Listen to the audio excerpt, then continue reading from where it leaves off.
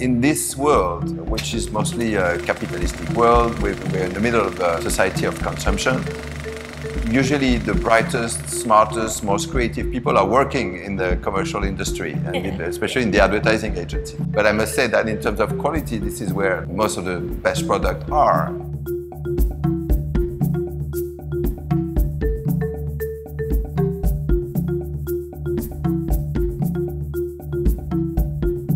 Actually, it's not really about photography, to tell you the truth. It's about issues. We are showing stories, documentaries made by the Myanmar people themselves, and many of them are made by beginners that we train, even children. For the last 2 years, thanks to the change of government in Myanmar, we've been able to make the festival on the park.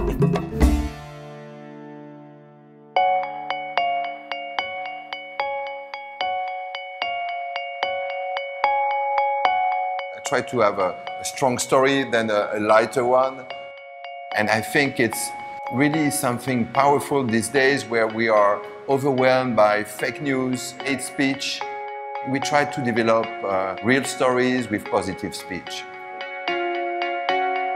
The way we see it was just we try to create content that about strong issues, human rights, social justice, environmental issues, and we create stories which goes right to the heart of the people, or sometimes makes them laugh. I think this is the two most powerful tools.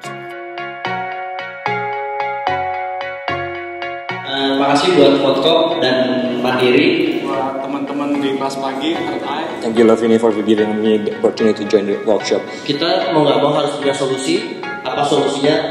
Lu bisa lihat di cerita ini. The information that you bring through that way goes then to the mind and start make people think and create critical thinking.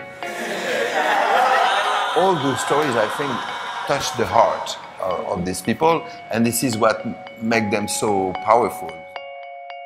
And I wish that many talented people could come and join and help us and give them their talent, creativity to make it even stronger.